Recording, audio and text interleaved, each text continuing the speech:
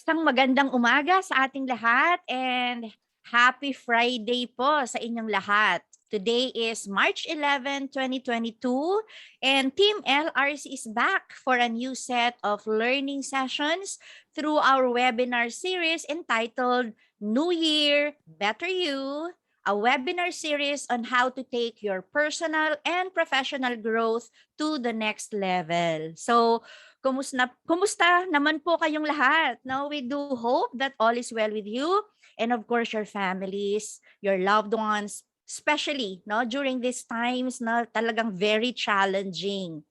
Kaya naman, sa mga nakatutok sa ating FB Live, hello sa inyong lahat. Magandang umaga.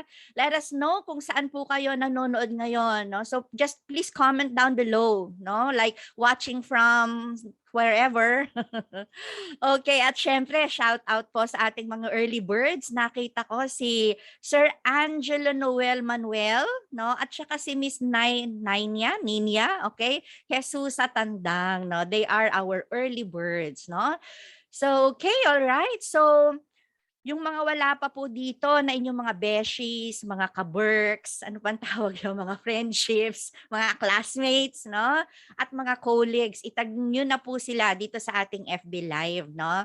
Mas masaya kapag mas maraming nanonood. So, i-share na po natin yung ating link, yung ating video para sama-sama tayong matuto sa umagang ito, no? Napakaganda nung topic na inihanda sa atin, para sa atin sa araw na ito.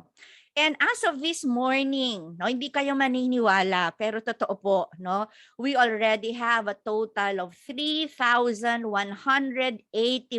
no, registered participants mula Apari hanggang Hulo at buong mundo. No, I'm sure we have, we have participants now coming from, watching from other countries, no? So wow, ang galing talaga ng Team LRC, no?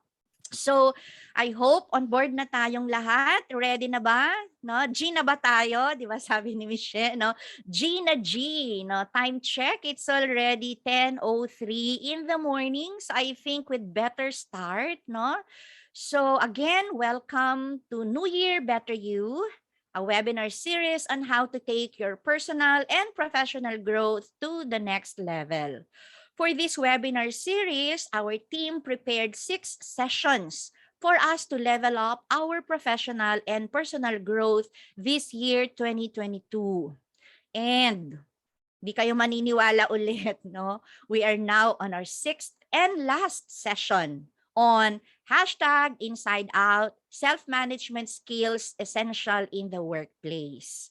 So, I am Emily D. Dicolen, an associate professor and the college secretary of the National Teacher Training Center for the Health Professions of the University of the Philippines, Manila. And of course, my heart pa rin belongs to UPLB because I am an affiliate professor still of the College of Public Affairs and Development, UPLB. So I will be your moderator today in our webinar.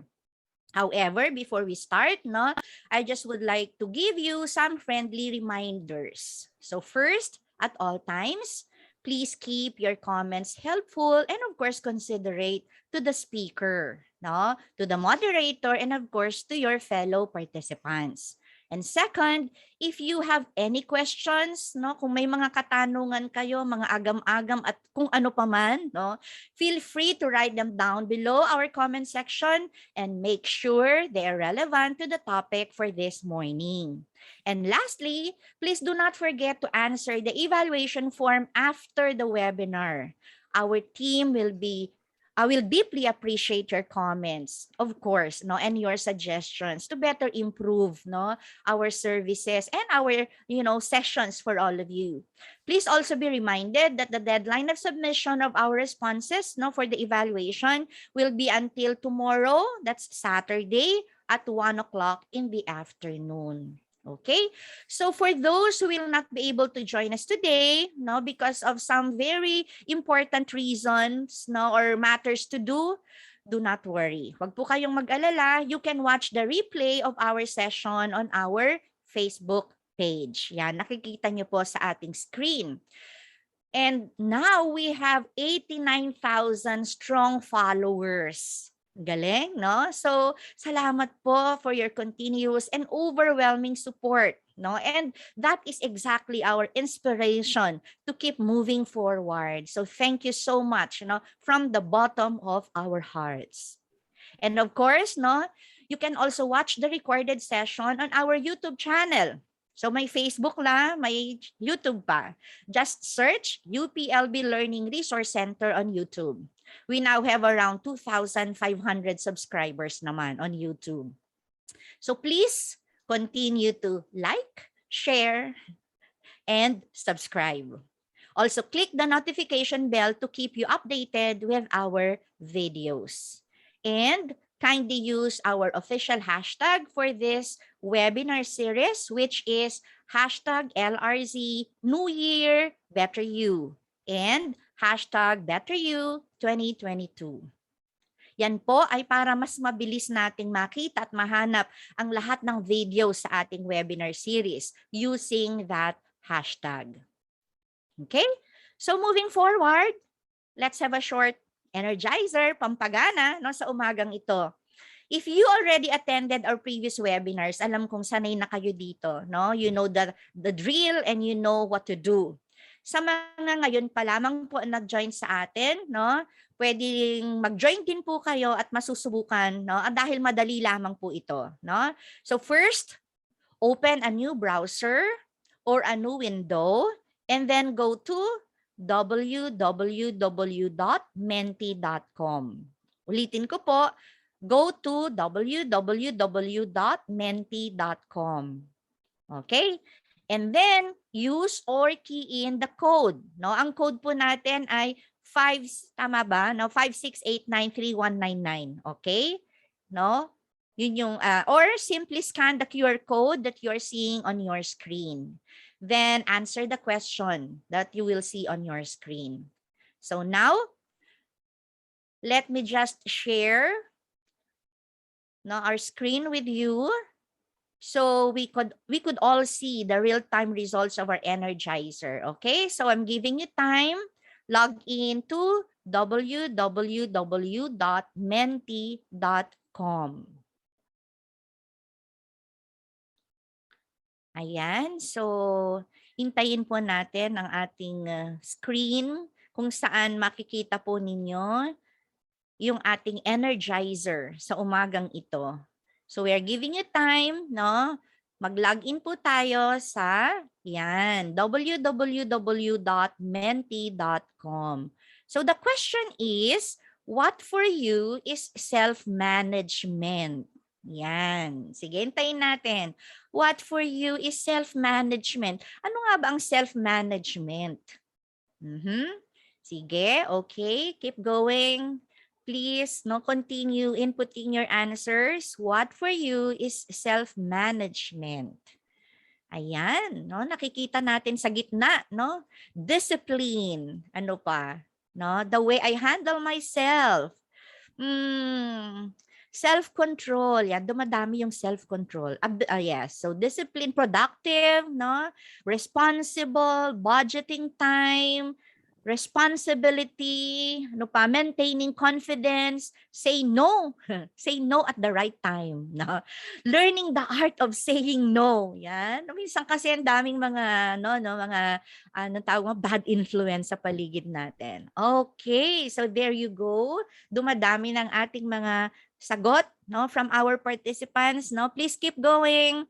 Ayan, ang ating energizer. So what for you is self-management? Ayan, nakakatuwa. Ang dami ng sagot. Okay, yan.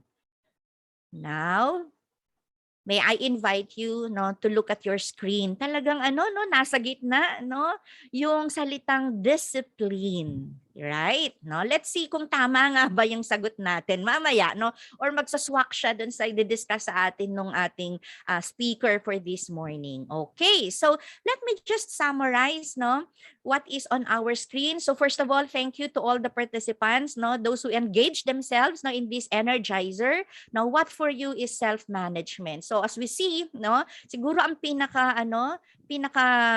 madaming sagot, no, or their understanding of self-management is discipline. Yun yung nasa pinakamarami. And of course, discipline, self-discipline, self-love, no, meron din, no, responsibility, the way I handle myself, organizing myself, no, what else? Self-love, budgeting time, saying no, self-improvement, no, ano pa, fulfillment of vision, no, maganda yon, fulfillment of vision. And then ability to regulate. What else? Ability, self-discipline, self-love, self-care, self-regulation, budgeting time. Okay, so once again, thank you so much for those who participated in our energizer.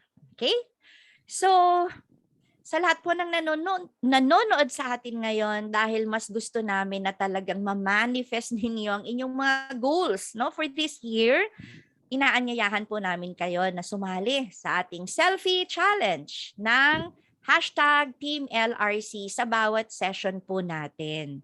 So ngayon, may I invite you wherever you are, nasa opisina, nasa bahay, nasa biyahe, wherever you are, no, take a selfie or groovy while watching #LRC New Year, Better You, and answer the question for the session and post your selfie or groovy on the thread found in UPLB LRC FB page. Okay? Yan. So take a selfie or your groovy. And then #TeamLRC will be choosing one winner, no, or one winning entry ng kanyang best selfie or groovy. And alam nyo ba kung magkano ang premyo? No? Tumataginting na 100 pesos. Okay? So ibibigay po or isi-send po sa inyo yung premyo kung sino man yung mananalo ng 100 pesos sa inyong GCash. Okay? Ano nga ba yung tanong? No? Ang selfie challenge natin, no, ang tanong ay, what self-management skills do you practice in your workplace? Okay, that is the question that you will have to answer together with your groovy or your selfie. I repeat, what self-management skills do you practice in your workplace? Okay, so that is the question that you will have to answer for our selfie or groovy challenge. Okay, so thank you so much again, no, for that question that you will have to answer. And now we are ready, I think, to go to our main session or the main part of our session. And at this point, ladies and gentlemen, formal, no, allow me to introduce to you our speaker. Dr. Monica H. Walet is a registered psychologist who has spent more than 20 years of productive career in clinical counseling, assessment, teaching, and industrial organizational consulting in various settings. Dr. Monica has occupied academic leadership positions in international and private colleges in Singapore and in the Philippines. She is currently an assistant professor at the College of Public Affairs and Development, UPLB. As a mental health advocate and researcher, Dr. Monica focuses on mindfulness, resilience, and personal advancement. She is presently coordinating a study on the Filipino migrants in Korea, their well-being, and the effectiveness of interventions utilizing the principles and practices of appreciative inquiry, appreciative resilience, self-compassion, and effective coping. Ladies and gentlemen, a very good friend of mine, my partner, ang aking kasamahan sa BWP. Alam niyo kung ano ibig sabihin ng BWP? Mga babaeng walang pahinga. Please help me welcome to the virtual floor, Dr. Monica H. Walet. Magandang umaga sa inyong lahat. Salamat, no? At sa pag-iimbita muli, no? So this is actually our end time together. Okay, so I'm really happy and very appreciative, no, for another opportunity to share with you my understanding, no, my professional expertise in the field of personal development. And today, no, I'm very happy to share with you my insights, my practice when it comes to self-management. No? So again, itong Inside Out, ang title ng ating presentation for this morning. This is Self-Management Skills, Essential in the Workplace. And this is the last, no, of the 6 series webinar provided for you by UPLB LRC. Again, the bottom line here is we would like you to have a better perspective, a new perspective for this new year. New year, better you. No? And for this session alone, no, we are going to cover the following. Ito po ang ating mga learning objectives. No? We hope at the end of the session, you would be able to at least, no, describe self-management and portray the skills it implies. Identify the behaviors, skills, knowledge that exemplify good self-management in the workplace. Improve your self-management skills by reflecting on your own capabilities and implementing at least 1 or 2 practical strategies. Pag uwi nyo sa bahay or handyan kayo sa bahay, no? Or pag kayo ay humaharap sa mga iba't ibang mga challenges sa ating buhay. So meron tayong paghuhugutan. No? And you are in the right place and at the right time. So dyan lang po kayo. Next slide, please. Okay. So when we talk about self-management, no, so this is more than motivation. Kanina, no, lumabas dun sa ating word cloud. It's about discipline. Yes, very much. It's very much related to disciplining yourself. Because readings on this topic describe it as the ability to effectively organize, prioritize, and manage ourselves in the workplace. And of course, akibat nito, yung ating personal na life. And in this session, no, you will discover why self-managers are successful and what skills, behaviors, and attitudes are associated with this term self-management. Dito, shinare ko sa inyo, self-manager siya, no? Responsible, organized, control. So in other words, no, we can be able to relate to these very simple words and descriptors or traits that are provided for us. So it implies taking responsibility for our own action and doing things as good as we can. It also refers to our ability to organize ourselves and take control of our own resources and choices. So kung iisipin natin na to with this definition of self-management, which is also referred to as having self-control or being self-regulated, think of the last time you were in charge of things. Ano yung pinaka huli mong ginawa, no, in the last period of your time wherein ikaw ang nag-manage, no, ng isang bagay. It could be an event, it could be a job, it could be an errand, small things, no, small stuff. Pero how were you able to deliver? That's the question. How did it go? Ano nangyari? What happened? What made it successful? And probably, ang magandang tanong din, no? What led to its failure? Diba? So kung tutuusin, ano, ang tinatawag nating self-management, referring to self-control or self-regulation, can actually be learned, no? And there are generally self-management strategies that are provided for us based on literature. Ito po ay research ng mga educational psychologists, mga businessmen, no? And they were able to look into the importance of proper or helping you out on proper strategies, no? Which involves doing something different now in order to accomplish a goal later. So in other words, no, practicein na natin ngayon din, no?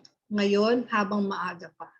No? Kasi pag we keep on delaying this, no, we are actually also delaying success. So in other words, no, it requires us to think about our future, no, that you want to reach. Probably you want to be promoted, no, or probably you want to graduate with Latin honors, no. Hindi mo gagawin yan bukas, no. Dapat ngayon pa lang you are actually preparing for it. So ang importante dito yung word na proactive, being maagap. Diba? Yan yung term na agapan natin ito. And this involves action long before the distraction or decision point occur. Or pwede rin naman na you are practicing it repeatedly long before they are needed. Diba? Meron tayong term na practice makes perfect. Or, sa palagay ko, no, practice makes permanent. No? So kung maagap tayo, no, we would be able to accomplish and actually prepare ourselves for success in the future within, you know, these self-management strategies provided for us. So pag-usapan lang natin to, no, I will be very fast on this general strategies, no, and then I will be interjecting mga simple activities over the presentations, no, para maintindihan natin mabuti, no, kasi mas importante yung experiential, no, although yung mga susunod na terminologies are very technical, no. So, pero hindi po tayo pwedeng mag-deviate because these are actually the technical terms that are being used, no, in literature. But nonetheless, I'll try to make it more simple, no, break it down for all of us to be able to practice it, no. So the first one is situation-oriented strategies, no. Pag sinabi natin situation, it requires, you know, perhaps lead time to put in place. So you choose the situation, you choose to be in a place or with people who will help you manage yourself. So in other words, no, you hang out with people or co-workers who are working diligently, diba? Yung birds of the same feathers are, anong kasunod nun? Are birds, no? Birds are of the same feathers flock together, di ba? So when you are hanging out with these people, you more or less imbibe the same spirit of, you know, of managing oneself, no, and towards your success. Okay, you take time, no, or probably kanina may na-mention si Doc Emily, no, iwasan natin yung mga temptations, no, na would lead us to certain situation na ang hirap nating yung mapupunta tayo or mako-compromise yung ating mga choices. The next one is to modify certain situations that we cannot choose, no? Or we cannot even avoid. For example, sa klase, you sit in front instead of the back, or pag online learning, you actually attend the online sessions, no?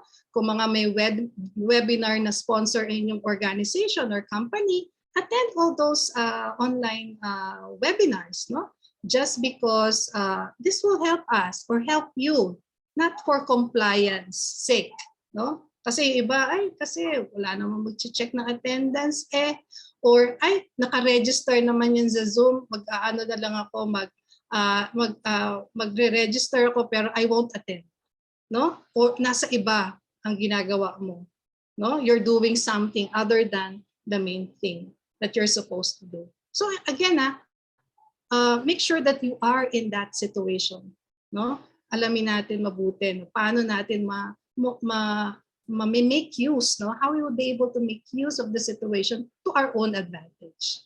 The second cluster is cognitive strategies. Again, this would require lead time, or it could be implemented immediately, no? How? We change our attention. We attend to certain aspects of situation that would reduce temptation or increase focus on a goal. No? Ibig sabihin nito, cognitively, you make a conscious decision to attend on things. Okay? And another one is to change how you think about situation or choices. You make a distraction less appealing or make a long-term goal more appealing. No? Before you actually reward yourself for completing a task, no? Tapusin mo muna yung task before the reward, no? Kaya makakatulong yon para talagang we can have that resolve, no? To be able to complete a task successfully, no? Hindi lang bara-bara-bay. Right. And the third one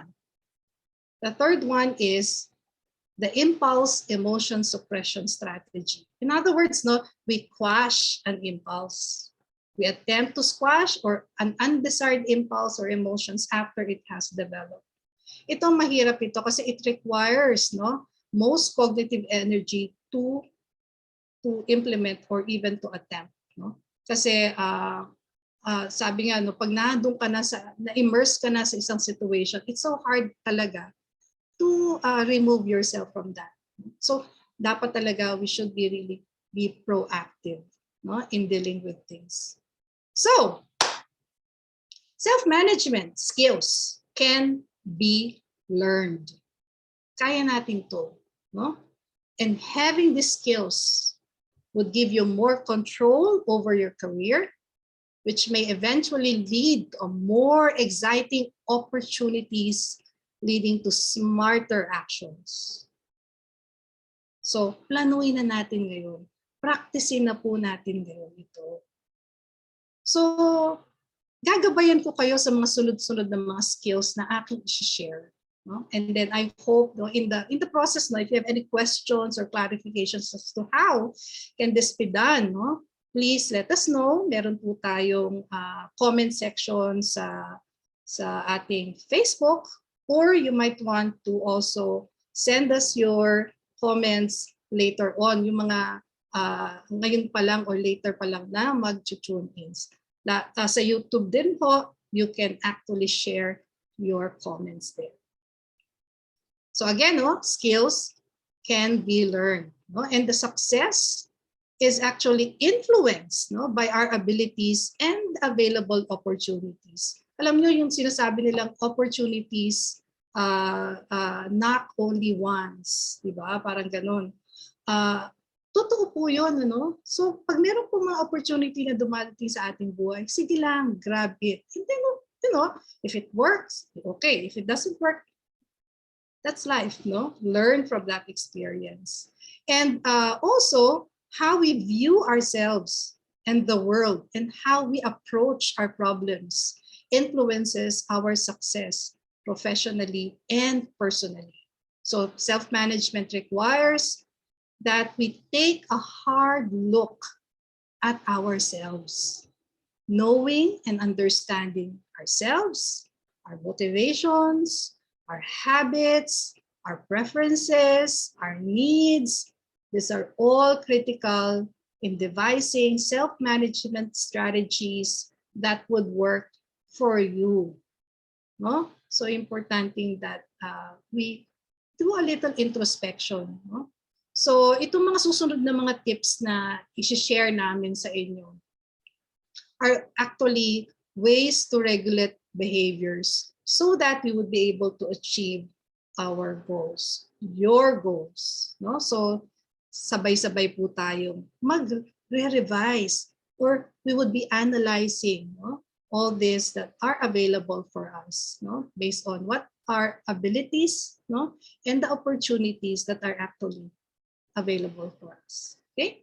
So again, no, the first one is to understand yung ating self-talk and motivation.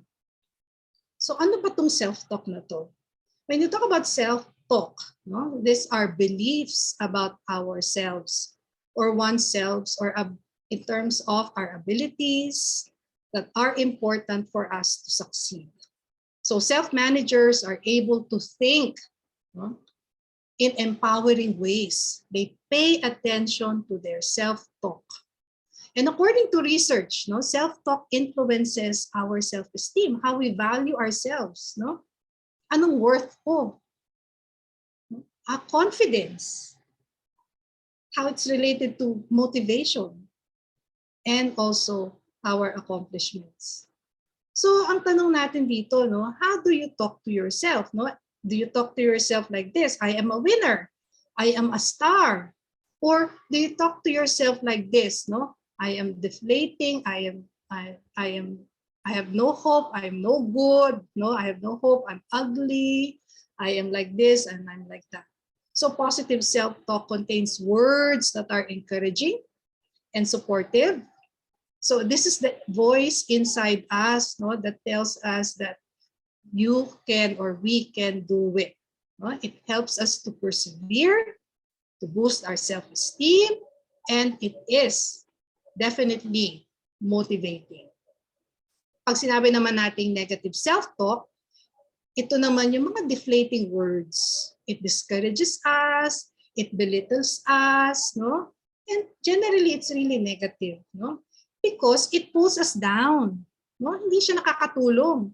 And it creates sustainable self-doubt, no? So hindi positive sustainability, pero nasusustain yung negative, no, negative concept mo about who you are. So itong negative self-talk is like a nagging voice na lagi sinasabi sa'yo na you don't have that ability, you aren't smart enough, you are not good enough, and you will not succeed. And most likely, you will quit in the end. Kasi alam nyo naman siguro na-encounter nyo na yung term na yung mga self-fulfilling prophecy. No? Pag lagi natin binabanggit, nagkakatotoo po yun eh. No? So imagine ko ang lagi nating binabanggit sa ating buhay ay nako, wala na akong pag-asa, wala na ito, palpak ako or something. Eh magkakatotoo po yun. So dapat we have to be able to switch. Ang term po namin sa cognitive psychology, reframe. Papalitan po natin yung mga terminologies na ginagamit natin, yung mga negative, and try to reframe it to a more positive way. So subukan po natin, let's try to practice the self-talk with motivation. Okay? So I'd like you now to pay attention to your inner voice. Your self-talk. Normally, probably you might think of something very challenging that you're actually going through right now, or isang parang difficult task based on your perception. No? Ano yung mga naririnig mong voice? What does your inner voice say? I'll give you time for this. You might want to do a mental list, or if you have a pen and paper with you, no? You might want to write them down. So identify, no? What are the examples of this? Ang focus natin dito, no? Based on your list, no? May na-identify ba kayong negative self-talk? What kind of negative self-talk are these? No? Ano yun? Sulat natin po yun. And in what situation did that occur? Then, reframe natin. No? Ibig sabihin nito, ita-translate natin siya. Babaguhin natin yung meaning to the point na it would be more positive. Because at this time, I'd like you to identify a specific positive self-talk phrase that you will use, no, when similar challenges would happen to you. So you have to train yourself to recognize when you are using this negative self-talk. Then turn it around, no, into a positive self-talk. No? I remember yung unang speaker natin, si Sir Brian. Sabi niya, reframing our mindset. Ito po yung sinasabi niya. No? He mentioned that I would be sharing something like this. No? So ganun din po yun. No? When we do our application, when we try to plan for our career, no? Dapat meron tayong more positive perspective. No? So that those words or statements na I'm not good enough for this. There is no point in trying. No? Kasi alam ko na ang kakahinatnan nito. So nag-judge ka na ng iyong ability, di ba? So you have to reframe your negative self-talk into a more motivating, positive self-talk. Kaya itong makikita natin doon sa illustration na shinare ko, yung picture na I can't, tanggalin natin yung apostrophe T so that we can or I can. No? So instead of saying, I'm not good enough, no? There's no point trying to say to yourself, I can do this. Kaya ko to. No? Diba? Pag challenging, minsan sinasabi natin, yung mga mahilig sa Korean novela dyan, sinasabi natin, Aja, fighting! Diba? Yan ang mga sinasabi natin, I can do this statements. You get that? Yan. So that's the first exercise. No? Madali lang po, kung ipapractice po natin yan. Pero ito po ang napaka-importante. Yung ating pananaw, paniniwala. Dapat po ma-shake natin po yan, no? So that you would be able to be more positive. No? I'm not saying naman na we deny the negative. No? Yung po ang tinatawag na toxic positivity. But we use those negative thinking to help us, no, pave the way to a more positive options in our lives. Tandaan po natin yan.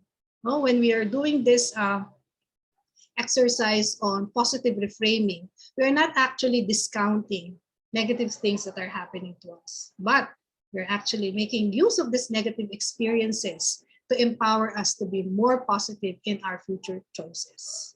Yes? Yan. So salamat sa mga nag-participate, ha.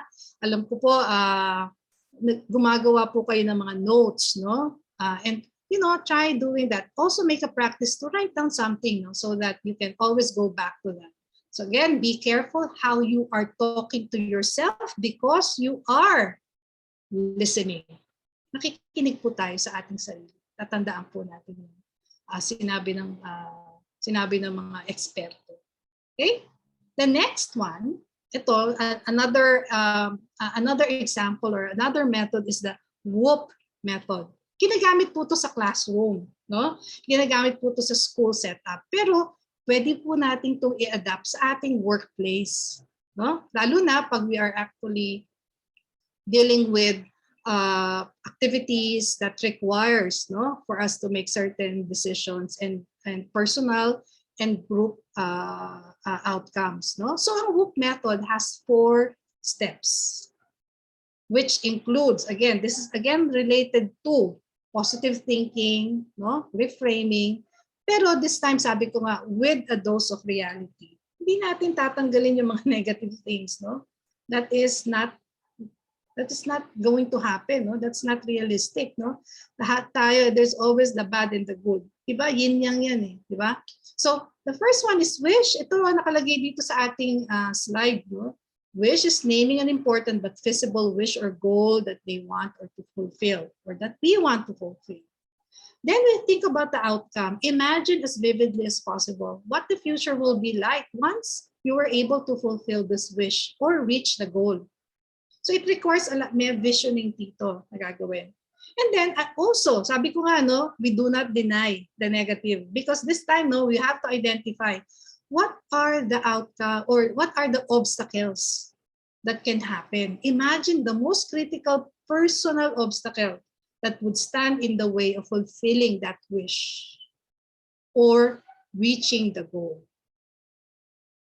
Di ba? Nakita na natin yung plano natin, yung ating gustong mangyari, pero ito, no, may mga hadlang sa ating buhay.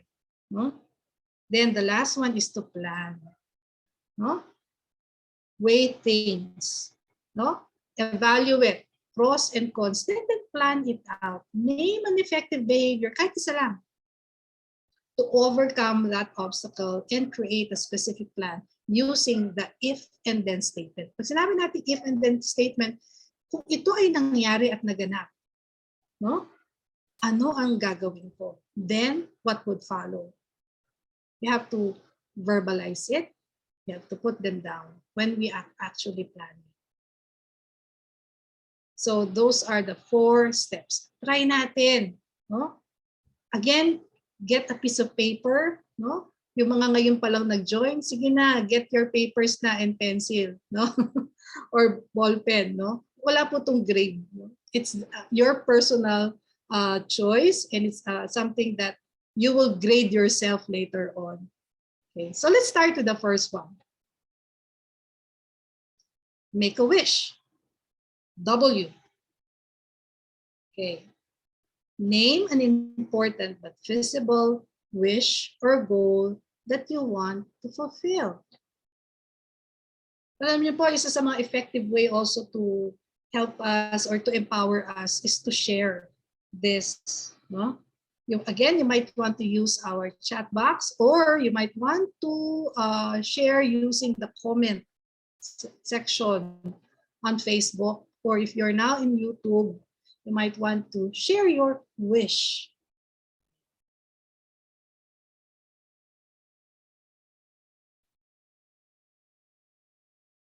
Okay? Meron na po ba tayong wish? Ang keyword po dito, feasible. Kaya mong gawin, pero for some reason, parang delay ka ng delay. No? O may task na binigay sa iyo sa office, sabi mo, ako, hirap naman ito. Gusto kong matapos ito within a particular period. Yan. That is a wish. Next. Susunod naman ay outcome. This time, it requires us to imagine as vividly as possible. Make it very clear. You might want to close your eyes. You might want to sketch, draw whatever what the outcome would like. You would like, no? What the future will be like once this wish is fulfilled, or once you reach the goal.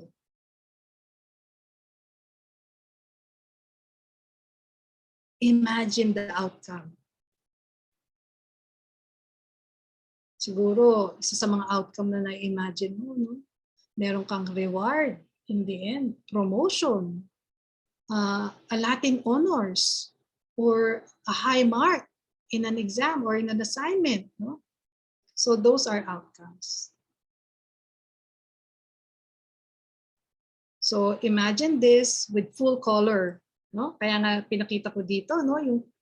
yung crayon, yung pencil niya, no? Kahit isang pencil lang nag-produce ng maraming kulay, no? So that's how vivid should be your imagination. And the next one is identify also potential obstacles, no? So imagine the most critical personal obstacle that would stand in the way of fulfilling that wish or reaching that goal. Ano po yun? Sulat po natin. Or if you want to share, no? You might want to share that on our Facebook or in our YouTube account. Ano po yung mga obstacle? We have to be very realistic, no? Hindi lahat, nasa clouds, no? We have to be grounded also.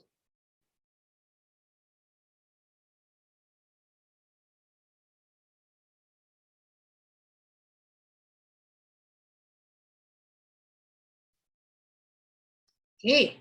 So the last, no, of the fourth strategy would be plan. No? Ano po ang plano natin? Name an effective behavior to overcome the obstacle so that you will be able to create a specific plan of action. Ha? Hindi plan only on paper. Gagawin po natin to. Kasi isipin natin, kung ginawa ko to, if I do this, then this will happen. So we have to be responsible with all the consequences of our decisions. No? Kaya nga, we have to take ownership, no, by creating this WOOP strategy from wishing, from identifying these opportunities, identifying all those obstacles, until the last part, which is to plan. So ano pong plano nyo? What's your personal plan, no, for today in relation to what you would really want, no, in the future? How would you be able to fulfill this wish? Planuhin na po natin ngayon. Kasi meron din tayong sinasabi na if you fail to plan, you're actually planning, or you actually planned for your failure. So we need to really whoop everything. Okay. Thank you again for participating, no, for this short exercise. No? I'm sure that, yan, nadadagdagan ng ating mga toolbox, no, for self-improvement, particularly on self-management. Okay. And the next one, another important thing that we need to also consider is time management. No?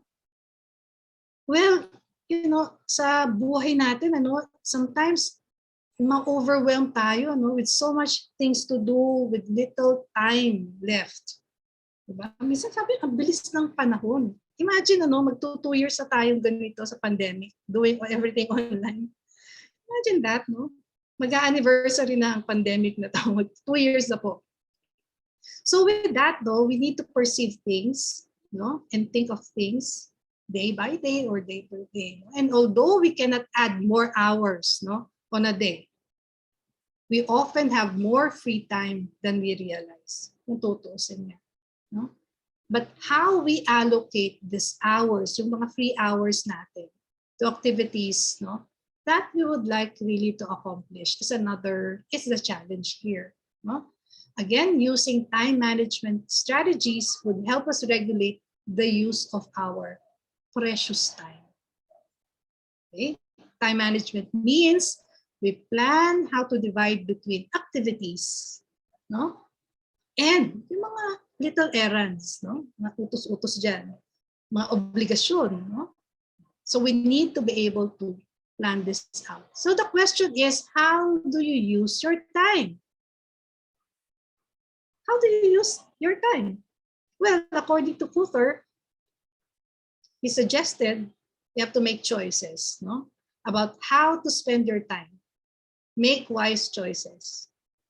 Create a to-do list and create a plan for each large project or task. And then cut them down into small pieces and then work it out, for the entire huge plan ahead.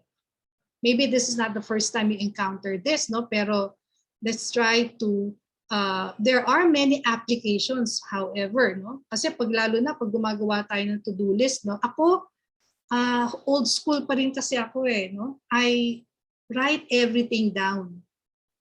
Sa isang linggo, may nakasulat ako, anong gusto ko ma-accomplish for the week. Nakalista po yan sa aking notebook. Meron po akong notebook. Meron po akong maliit na mga papel-papel dito. Just to remind me, na ito yung mga dapat kong matapos or accomplish based on the deadline set for us, in my work or my personal deadlines also. Pero meron tayong mga tinatawag na mga applications. So ano itong mga applications na to? Ito yung mga, lalo na sa mga taong who prefer to be very digital. Gusto nila digital ang kanilang reminders. So here, according to Loretta, 2021, ito daw ang mga best time management apps available. We have the Todoist, Toggle Track, Time Tree, Trello, Calendar, Remember the Milk. Yan. So, ibig sabihin yan, ito yung mga pwedeng tumulong sa atin. No? Minsan kasi we just rely on our calendar.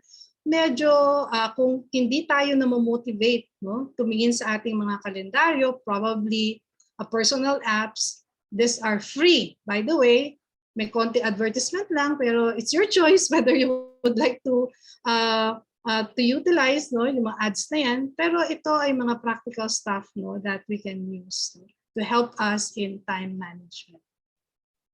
Sana po ay nakatulong tong listahan na to. Pero may pa-practice ulit tayo. Imagine, dumating si Jeannie, binigyan ka ng 2 more hours.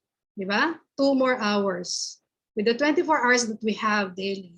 And you were given additional 2 more hours. Anong gagawin mo sa 2 oras na yun?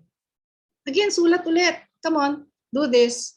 And you might want again to write them down, share that on our Facebook page, comment. How? What would you do with that additional 2 hours? May 2 ka pang oras. Binigyan ka, grinant ang wish mo ni Jeannie. Question. How would you spend the time?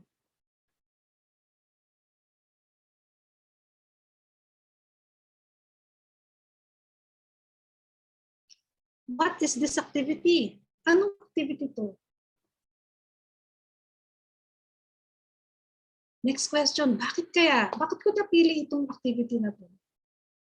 Why would I do this for this 2 extra hours? And ask yourself, why is it more important than any of your current activities? Ang gandang mag-reflect, Binigyan ka ng 2 pang oras sa iyong buhay sa isang araw. What would you do? How would you maximize the remaining 2 hours or the extra hours given you? And it's tied to your values, it's tied to your, mga priority mo sa buhay? Yan, nilitaw yan. Because that's basically one of the important things in time management, setting priorities, paying attention to the most important stuff. So let us reflect on this, and probably later be more detailed in terms of how you would like to spend the remaining 2 hours, the remaining 2 extra hours for a day. So in other words, instead of 24 hours ang binigay sa'yo, 26. So yun, tutulog ka ba, pahinga? So yun ang mga importanteng bagay sa atin. You get that? So again, thank you for participating in this very quick or short exercise. And it's very important really that we practice this, because it leads us now to the next tool, which is being efficient. And how do we become efficient? Being efficient, well, sabi sa dictionary, pag sinabing efficient ako, meaning I'm well organized, I'm competent, I'm resourceful, you do things that are labor saving, cost effective. Yeah, Pero when we are actually managing ourselves, we are actually also managing yung mga digital distractions that are happening around us. Multitasking or task switching, or creating a place conducive to our work, or even organizing our materials. So himayin natin to, paano ba tayo magiging very efficient? Number 1, control your attention. Diba? And how do we control our attention? 2 bagay. Next, manage digital distractions. Sabi nga sa research, according to Coulter, regardless daw of which action you choose, you are distracted and fallen out of the work or study zone, no? When you are actually, when you shift, no? And it may take, 10 or probably 15 seconds to check on a notification in your cell phone. It might be a no big deal. 10 seconds lang naman, chinek ko lang naman. Pero actually, no, it also takes away your time from the task. And regaining focus takes another time. Diba? So, importante na pag kunwari meron talaga tayong mga dapat tapusin, mga deadlines, no? What we normally would do is to mute our phone, diba?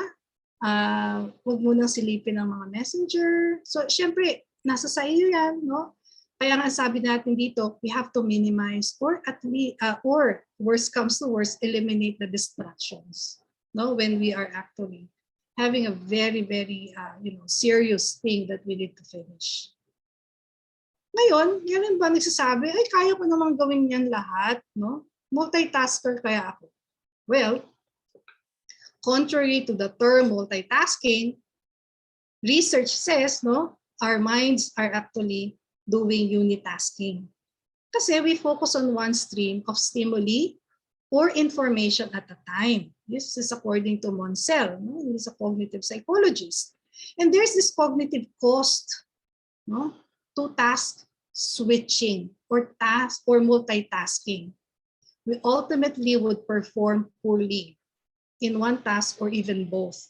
Kasi nga, sabi nga, di ba, we cannot serve two masters at the same time. Or probably, bakit naging katagaan natin to? Lagi natin sinasabi, wait lang. Ano ibig sabihin nun? No? Because we need to set priorities. Ano ba ang uunahin ko sa dami-dami ng aking ginagawa? Wait lang po. No? Kailangan ko po ng focus. Okay? So that is basically controlling our attention. You get that? Kaya naman, oo. Pero hindi sabay-sabay. Sa totoo lang. Merong isa o dalawang magsasuffer pag pinagsasabay-sabay natin lahat ng bagay. Di ba? Yung mga nag-online learning dyan, nagwe-webinars, o most likely yung mga nagwe-webinar ngayon, mayroong ibang ginagawa. No? I hope I was able to get your attention on this. Control your attention. Okay? Yan.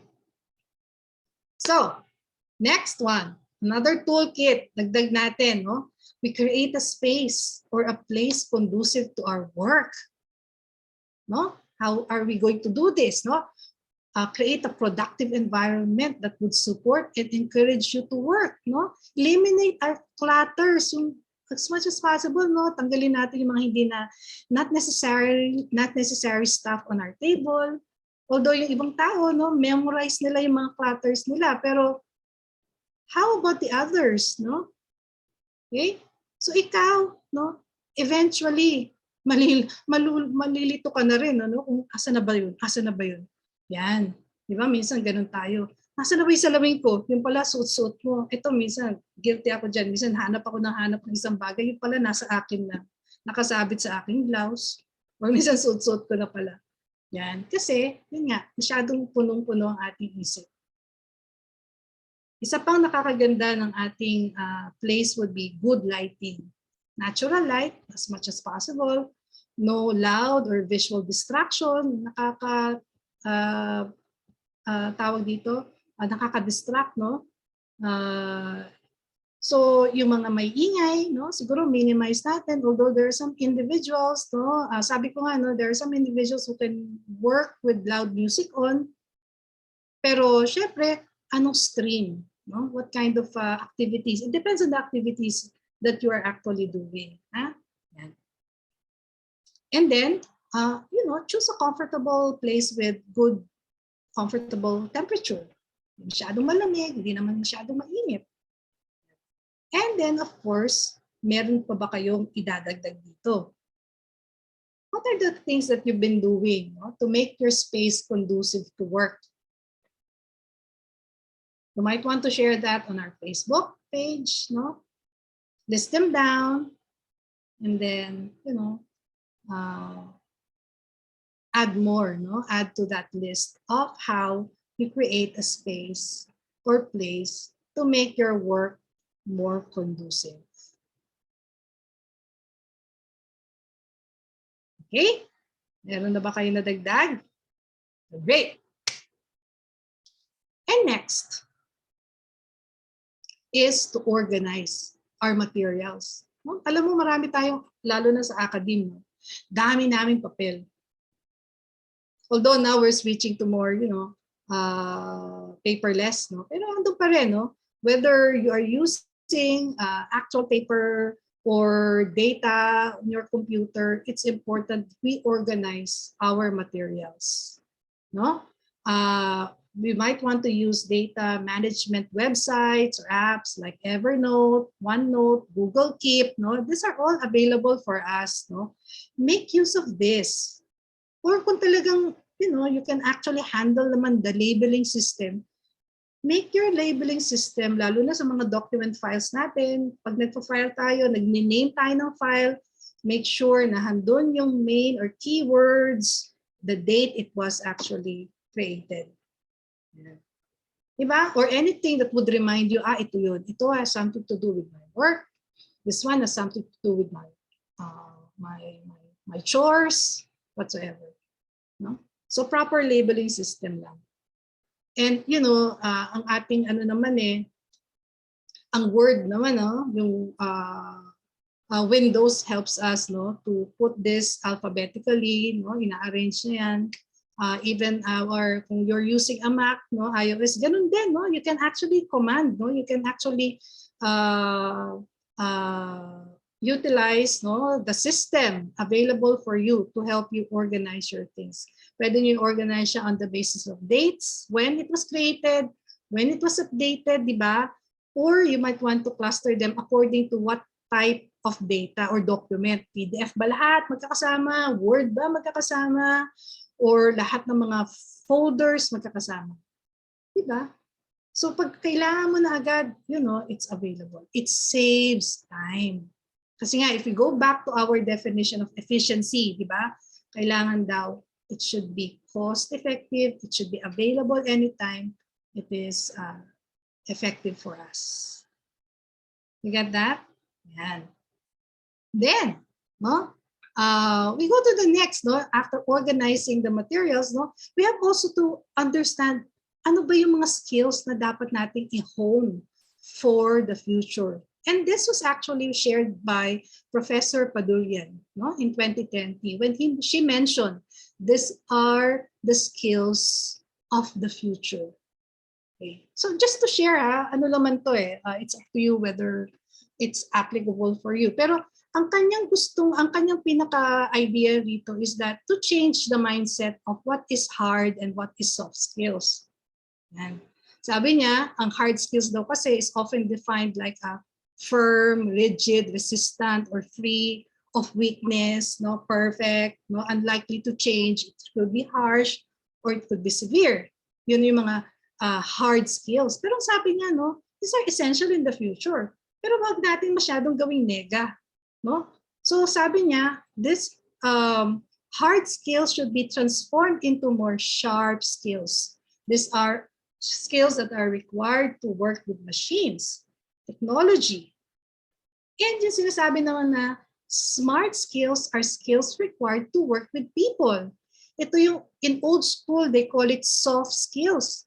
At pag nakakarinig tayo ng mga soft skills na, training on soft skills. Ano ba yung soft skills na yun? Ang perception ng tao is like, it is soft, it is smooth, gentle, quiet, tender, it is weak. Hindi siya importante. Pero actually, itong mga soft skills na sinasabing to are actually smart skills that would require us or help us deal with people. Diba? Yan. Just a rundown of what are the skills available for us that we need to hone for the future. No? The first set, no, sabi ni Professor Pudaran, would be the sharp skills. And when we talk about the sharp skills, ito yung optimization, science-based management, managerial economics, analytical reasoning, digital literacy, machine learning, artificial intelligence, data visualization, and so forth and so forth. No? So again, this is available in the website on the Asian School of Business. Yan. Maganda kasi ma-recognize natin yung, di ba, we need also again to reframe, no, our thinking about what is sharp and what is hard. And the next one, what is smart and actually what is soft skills. Ano ba itong mga smart skills? Sabi niya, these are emotional maturity, recognition and validation, knowing when to listen, followership, managing, no? Being adaptable, being cultural and literacy or ethical literate, no? Being strategic, cognitive ready, and so forth.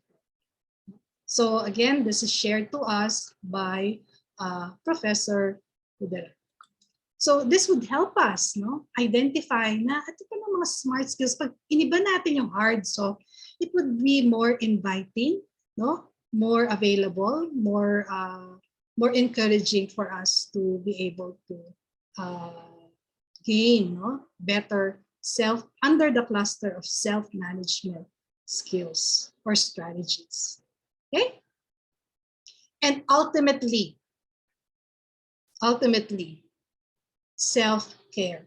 Huwag nating kakalimutan, no? Tumingin sa ating sarili. Babalikan at babalikan natin ang ating sarili.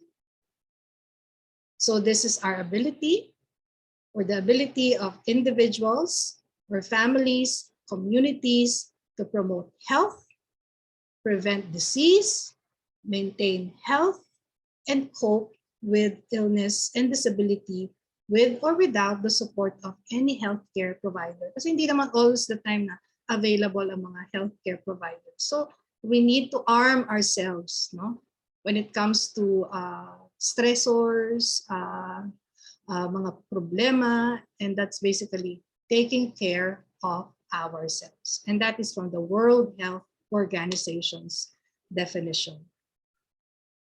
Okay, another definition is by or from the good practice briefing, no? And ang kagandahan dito sa definition na to, bakit ko pinili ito, is that ang minention niya dito is that it is a key to support one's self-care lies, no? In the ability to identify, manage the general challenges that all hardworking professionals face, yeah? Such as the potential for stress, burnout, interpersonal difficulties, being aware of your personal vulnerabilities. Again, babalik na naman tayo sa sarili natin. Alamin natin to, what are our strengths? No? At ito rin naman ang ating mga weaknesses. And how are we going to overcome this for us to be a better person in 2022 and beyond, di ba? Yan ay mga magandang paraan, no, para natin gawin ito. And you know, isi-share ko lang, no, the American Psychological Association gave us a list on possible strategies to build personal resilience. No, yung katatagan, personal katatagan ng loob. Sabi dito, no, according to APA, make connections, no, cultivate good relationship, accept help and support, and assist others as well. Kasi empowering yung ikaw mismo ang nakakatulong, di ba? Look for opportunities for self-discovery. Accept that change is a part of, you know, life and living. Keep things in perspective. So, titingnan natin long-term, broader context ang mga dumarating sa buhay natin. Take decisive actions to fix problems. So in other words, no, ito yung sinasabi ko kanina, no, adapting a solution mindset. Use problem resolution tools and techniques, yung mga strategies natin binigay kanina. No? Whether it's cognitive, whether it's something that is personal, no? Yan, it's available. Move towards our goal. Use goal setting tools, techniques. And then also, you have to measure your own progress. No? Hindi yung plano lang tayo ng plano, pero we always have to review, ano ba, na-accomplish ko ba to? Yung sinabi kong to-do list kanina, no? Na-accomplish ko ba to within a specific period? Are my goals smart enough? Remember? Ito, sa mga, basic po ito sa mga career people, no? Smart goals. Nurture a positive view of yourself. Develop being assertive, because that eventually will boost our self-esteem. Maintain a hopeful outlook. No?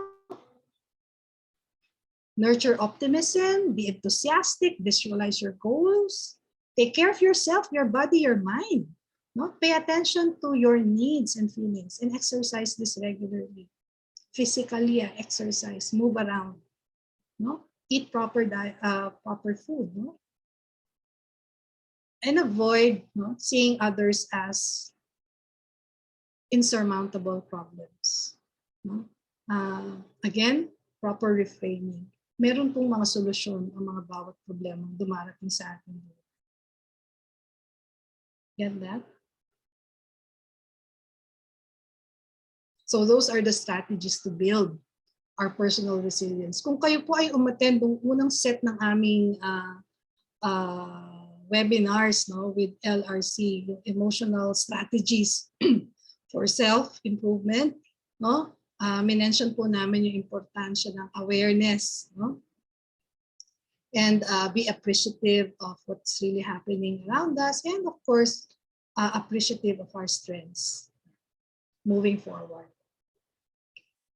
The next one naman, and this is from the Center for Creative Leadership. I was affiliated with this, a volunteer consultant po ako ng Center for Creative Leadership sa Singapore way back then.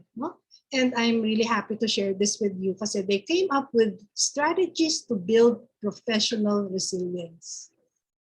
Same thing, very parallel, pero this is more into your career. How would you manage, self-manage your career? Number one, accept the change.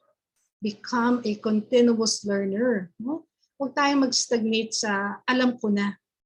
Umalam pa tayo ng mga bago. Gain new understanding and apply them in times of change. Lalo na nag-switch tayo sa online, lahat tayo talaga nagkaroon ng crash course on online learning, online webinars. Naging tayong mga digital people, kahit hindi naman tayo masyadong familiar, comfortable using this type of technology, pero that is something that was actually needed.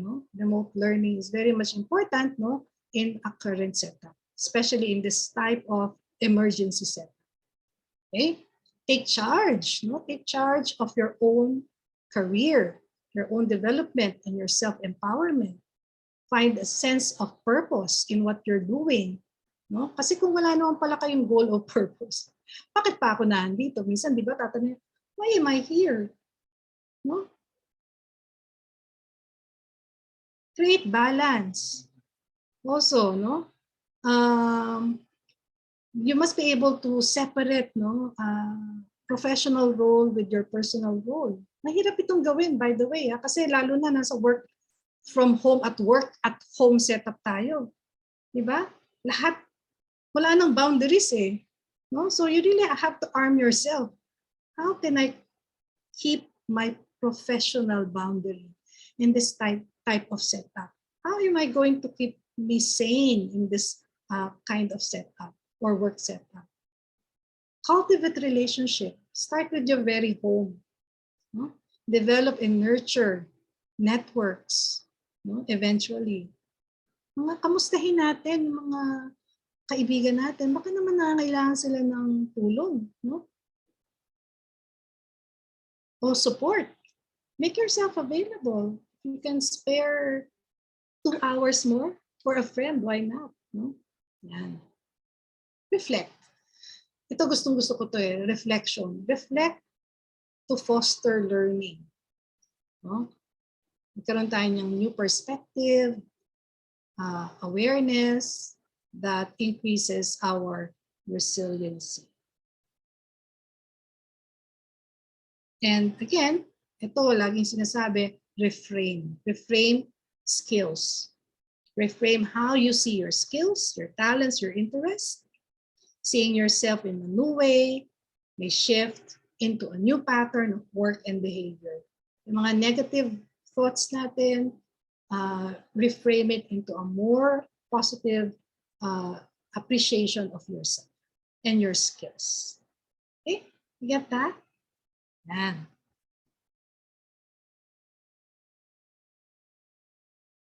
And of course, more tools. Okay.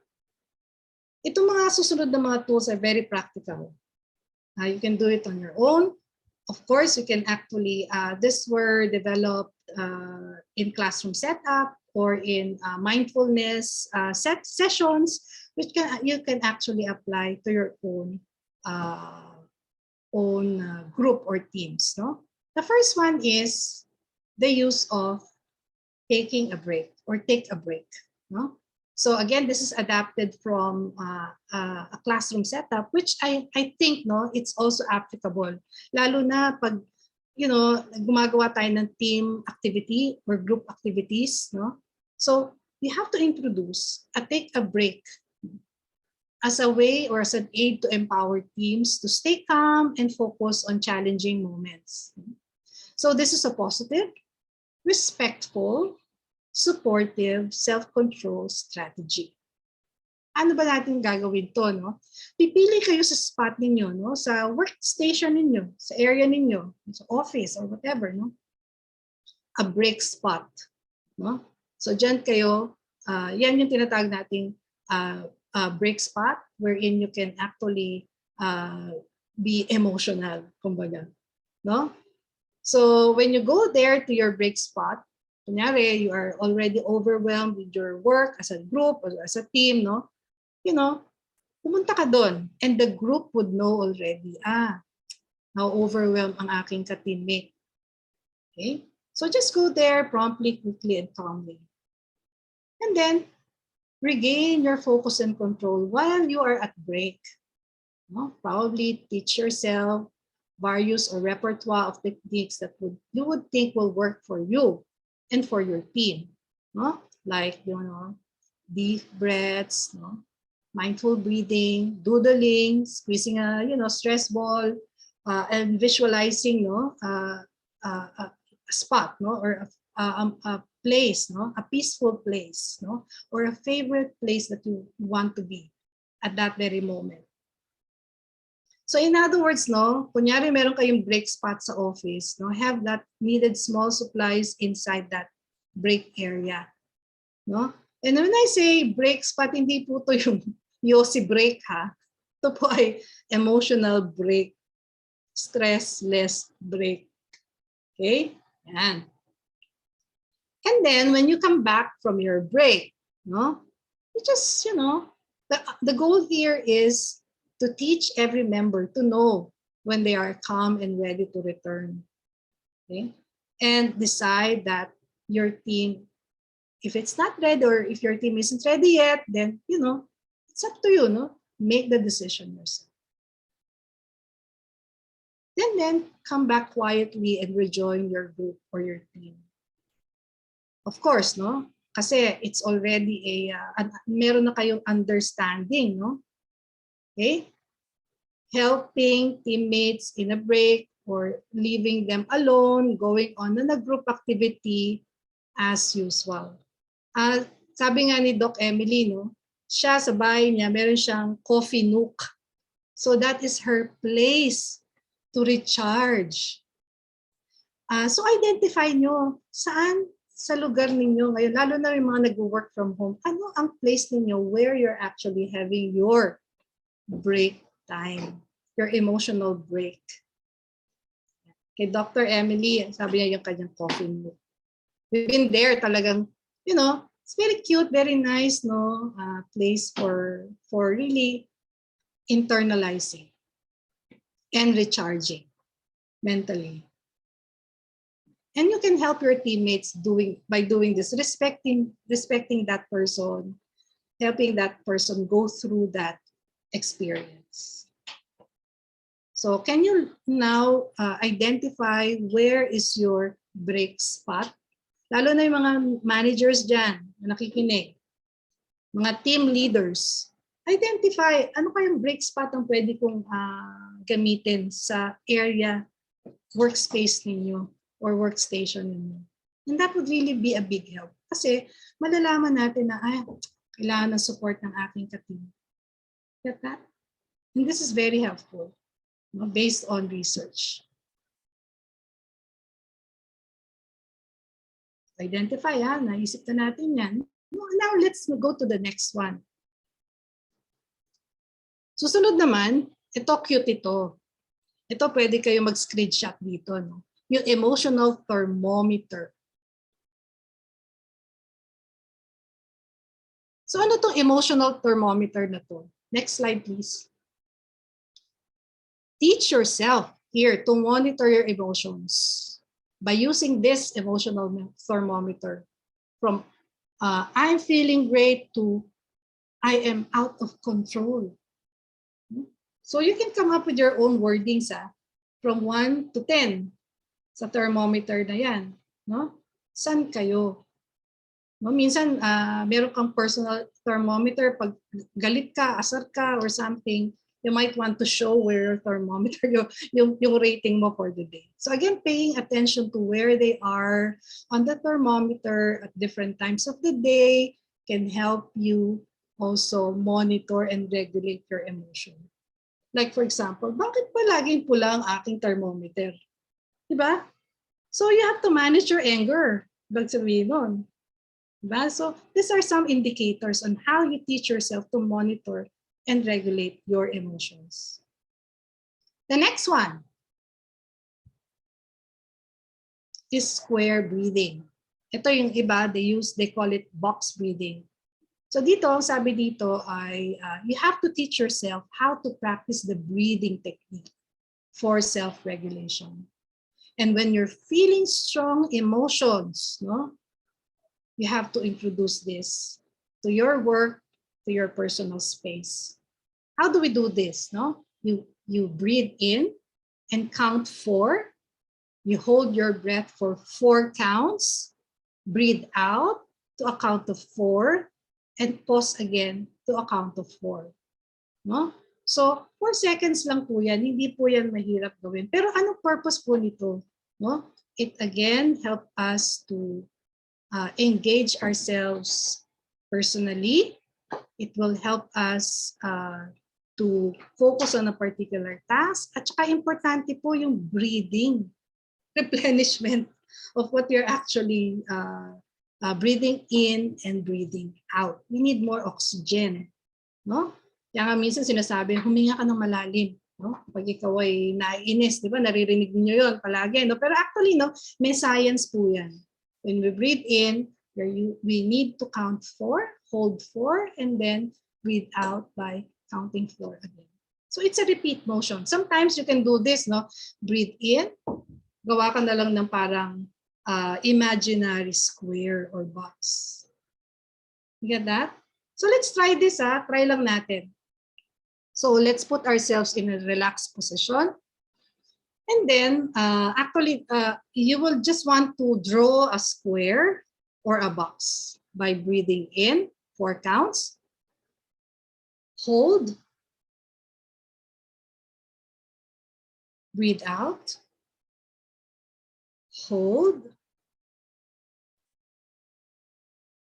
Breathe in. Hold. Breathe out. Hold. Okay. So again, if this becomes a practice, no, you are actually helping yourself to be more to manage, no, stress in your life, no, especially at that current moment. You allow yourself to focus, replenish the oxygen in your body so that you will be able to respond positively. Okay? Or kung may kasama kang bata, no, you can actually teach this with your kids or with your nieces and nephews, no? Maglagay ka ng square sa floor. Yung susunod na slide, no, makikita nyo dito. Sa floor, Next slide, please.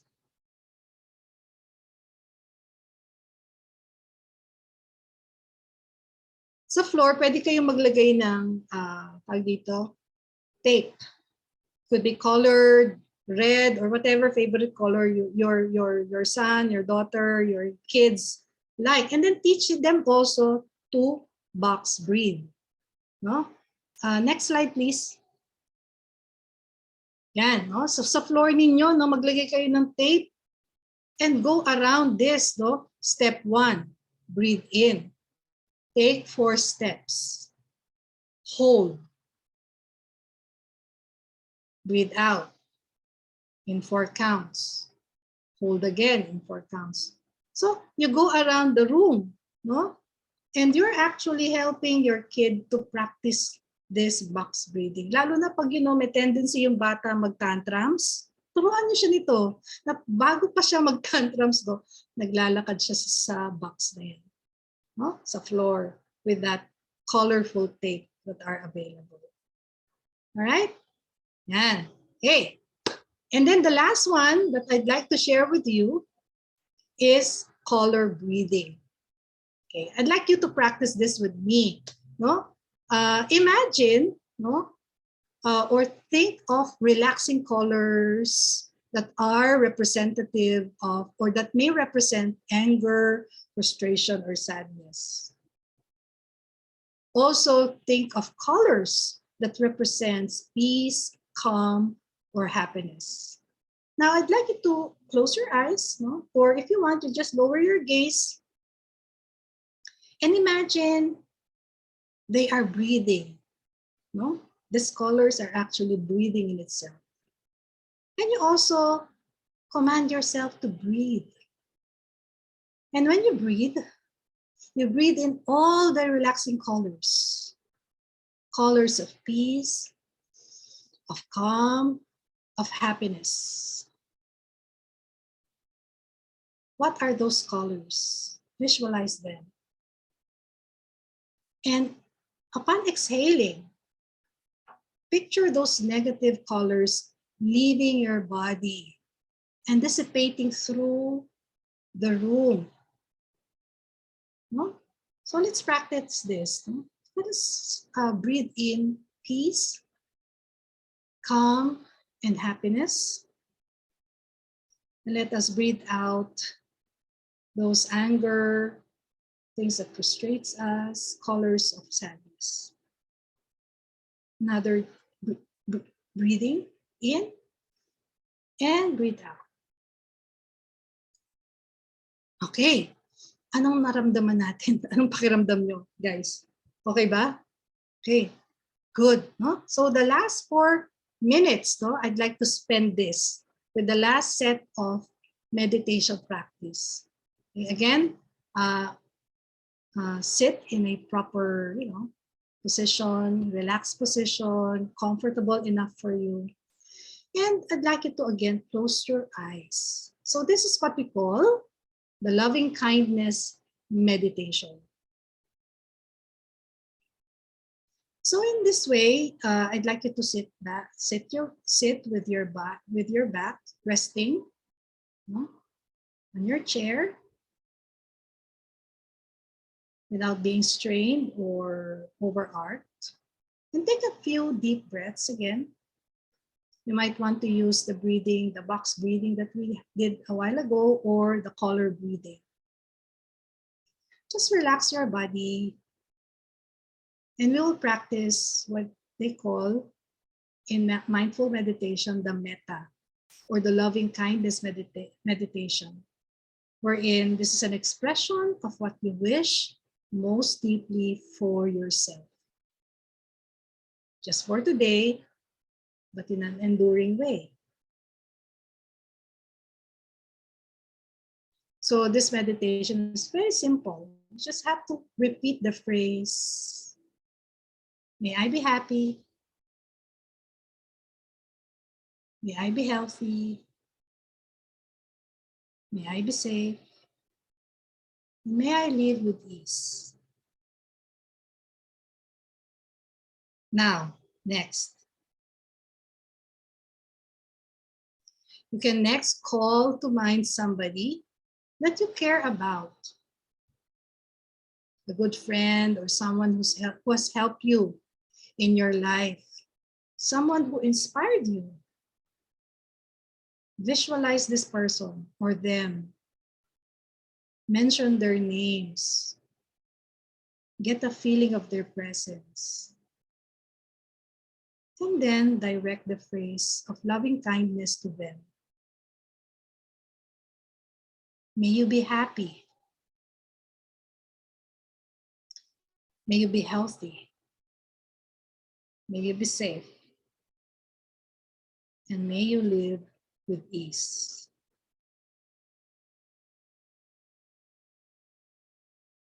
Now, I'd like you to call to mind someone you know who's having a difficult time right now.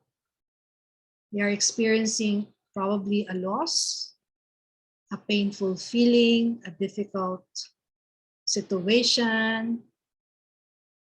So if this somebody like comes to your mind, bring them here in this moment. And imagine this person sitting next to you or in front of you. Get a feeling of their presence and offer these phrases of loving kindness to them. May you be happy. May you be healthy. May you be safe. And may you live with ease. Again, take a deep breath and breathe out. So practice it po natin ito. No? These are essential skills for us to be able to manage ourselves at the same time, also care for ourselves. So thank you so much. No? So thank you very much for sharing this space with me. And I hope you were able to learn as much with this opportunity. Okay? So thank you once again. Maraming salamat po. So these are my reference. Nandiyan po yung sa susunod na slides. Thank you. Yan. Thank you so much, Dr. Walet, for that very shall I say, informative, reflective, and engaging sharing, no, on how to take our personal and professional growth to the next level by teaching us some self-management skills essential, no, in the workplace or even in the school, no. So siguro before we go to the question and answer, allow me to just highlight, no, some of the important things that our speaker mentioned. Unang-unang natutunan ko is skills can be learned.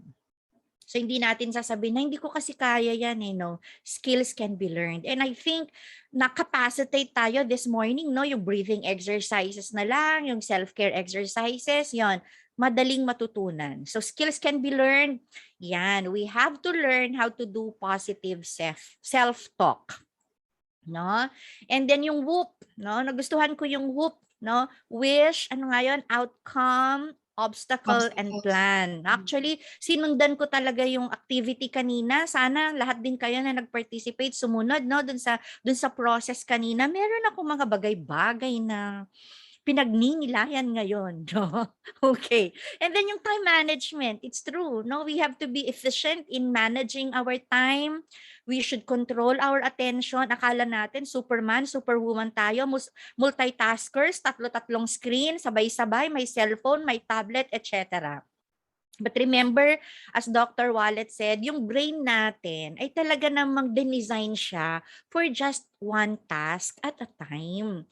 So chances are talagang magsasuffer yung iba. No? So we try to, of course, biktima din ako niyan or guilty rin ako niyan. No? So minsan nga iniisip ko, hala, tama ba yung na-email ko? Bigla akong babalikan. Ay, buti na lang tama pala, kala ko mali. No? Alam mo yun, little things na talagang mawawala ka sa focus if you do multitasking. No? Or yung task switching nga ba yun kanina yung sabi? Mhm. And then we have to create a space conducive for working and of course for learning. I'm sure this is quite challenging nowadays kasi lahat tayo nasa bahay. Pero kahit isang corner lang, no, na ma-identify natin na space natin yan, no? And then organize our materials kasi nakaka-stress, hanap ka ng hanap, no? Punong-puno na yung desktop mo ng mga iba't ibang folders. So siguro if we have time, no, we have to organize, no, our files, our materials. Ayun, and don't forget self-care.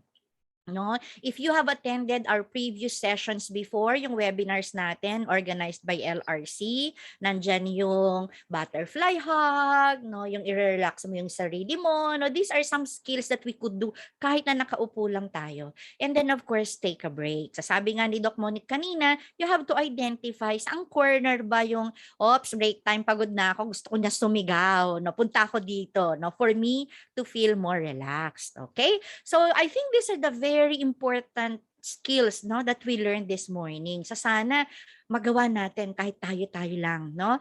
And then of course right now I would like to acknowledge our 350 viewers and participants from Facebook, no? Iba't ibang probinsya, meron pang taga Indonesia, and sabi niya, I like this material, sabi niya, Doc Monique. So congratulations for that. Okay. So I think we have time now to answer some questions. Do we have any questions from our participants? Okay, balikan natin. Sasabi, thank you so much. Thank you, ma'am. No? Thank you for a very informative self-care webinar topic, sabi nila. Thank you, Miss Monique. And then, by the way, kanina, no, when you were giving instructions like, okay, anong wish mo? May mga nabasa ako, no, sabi nung isa ay, to finish my thesis. Yan, good luck. No? So, gawin mo, kung sino man yung sumagot, I forgot the name, gawin mo yung whoop. No? Kasi sinundan, very helpful siya, no? Yung isa naman is to wear my sablay. Gusto na talagang sumablay. Hindi man sumablay, gamitin o suotin ang sablay. So these are some of their wishes, okay? So do we have questions? Siguro while waiting, no, for some questions from our participants. Doc Monique, ako may tanong. Ako ang unang nagtanong. Kasi nowadays, usong-uso. Baka pang ano yan Hindi pang Miss defense. Universe to. Hindi pang Miss Universe, no? Kaya ko yan. Oo. Kasi ngayon, usong-uso yung mga kukuha ng mga coach, mga life coach, mga ganyan, no? So, do you think it's really necessary to get a life coach para lang matutunan kung paano yung skill, no, yung how to do self-care, how to manage their time and so forth and so on, or how to keep their goals, ganyan. Is it necessary? Alam mo, depende yan sa tao. May mga tao talaga that they need constant reminders. For some people, pwede na yung mga applications. Pero there are some people who need live bodies. No? Magsasabi sa kanila, uy, konting nudge, ganun ba? Sabihin sa kanila na, uy, parang ito yung pinag-usapan natin, ito yung sa ating coaching session, ito yun, no? And that can help, no? So, ako, naniniwala ako na merong isang third person or second person na mag-a-assist sa atin, lalo na pag very difficult ang mga bagay, no, for us, no? Yes, I really do support that coaching or counseling. Kung talagang problematic, kung ito ay isang bagay na relating to something else or nagde-develop na yung para mga bagay-bagay na hindi naman dating ganun ka, no? Nag-change yung behavior mo, yung thinking mo. So probably you need assistance, you need help, whether it's coaching, counseling, or psychotherapy. So, do you mean ito na yung mga signs, no? Yung nabanggit mo, are these the signs na, oops, ito yung mga babantayan ko sa sarili ko, for example, for me to decide na, kailangan ko na ng life coach or kailangan ko na ng counseling. Pag hindi mo talaga ma-control na yung mga events sa buhay mo, I think that is the time that we're in. You need some help. Lalo na pag talaga apektado na yung mga efficiency mo sa trabaho or relationship mo nagsasuffer, no? So these are again recognition that you need support or you need help. So in terms naman, Doc Monique, on kunyari, choosing my life coach, parang gano'n. Meron ba akong mga necessary, ano ba yun, criteria to consider Minsan sa ang pagpili? kasi ngayon merong mga certification, no, ang mga Ayun life nga eh, oo, coaches, oo. no. So, well, choose someone who is certified or yung strong experience, no? Kasi here in the Philippines, wala pa naman talaga tayong certified coach That's na right, oo. available, no? Na certified sa Philippines. Pero meron tayong mga tinatawag na mga certifications or license, no, na binibigay sa mga professionals, no, like psychologists, no, psychotherapists, no, that can assist us when it comes to this matter of life issues. So if Okay. you really need help, huwag po tayong mahihiya na Oo. tanggapin na we need help, we need support. No? At kung Mm. may kakilala tayong nakikita natin na kailangan niya ng support, get his consent, assure him, no, or her that, you know, with this type of assistance or support, makakatulong sa kanya yun. And, you know, personally and professionally. Yeah, I'd like to pick that up, no, yung sinabi mo, Doc Monique, na huwag tayong mahihiya. Kasi siguro gone are those days na, oh, pag ganyan ang problema, oh, ganyan, iba yung tingin ng tao. Pero ngayon, mas tanggap na kasi. So, huwag tayong mahihiyang lumapit sa tamang tao, no? O medyo discreet din tayo, siguro sa pagpili ng taong lalapitan natin, na yung taong yon na alam natin na mas makakatulong sa atin. Right? Correct. No? Oo. Ito nga lang, no, sa UP Los Baños, meron tayong Office of the Counseling and Guidance. No? Avail of the services. No? Lalo na sa mga nakikinig dyan from UP, no? Or in your respective universities or colleges, there are supports, no? Mandated po yan ng ating batas na bawat organization, no, whether it's educational or any industrial, private or non-government, no, these are all mandated to create, no, this mental health program and for support. And I think, Doc Monique, especially, no, with this COVID-19 pandemic, no, talaga namang tanggap na natin na maraming naging epekto hindi lang sa school kundi sa opisina, and I think it has become one of the, how do you call this, priorities maski sa opisina na bigyang pansin, no, yung mga ganitong challenges at problema na kinakaharap natin. So wag mahihiya, no, wag itatago kasi baka pag tinago mas lalong mahihirapan tayo, Ay, right? at saka pa isa pa, Ems, no, gusto ko lang i-emphasize, ang dami-dami information sa internet. Maaari po, iwasan po nating mag-self-diagnose. Ayun. No? Para bang, kunwari, nakita mo sa TV, parang ganun ako, research. Oh my goodness! Lahat ng simptomas na to, ako yun. Hindi naman po ganun. Meron po tayong measure, mas objective measure to determine whether you are really suffering clinically. For example, clinical depression, or anxiety disorder. Kasi ngayon, very casual na natin sinasabi, ay, depressed ako. Okay lang naman malungkot po. Walang problemang emotions po yan eh. We have to embrace our emotion. Pero, di ba sabi mo nga, Ems, no, sa ating mga ginagampanan sa buhay, huwag tayong tatambay. Oo, Doon sa mga daanan lang. daanan lang natin yan. No? Kumbaga, streams of thoughts, streams of emotion, daanan lang natin, huwag po tayong tumambay. Quote unquote, Doc Ems.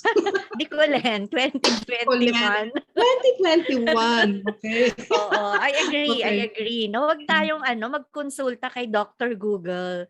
Kasi Yes. ang health talaga ngayon are always there. They're readily available. So wag tayong magkonsulta sa mga hindi tamang paraan, okay? O minsan uy, pareho lang ba tayo nito? Minsan kasi nagte-test sila yung mga Comparing notes.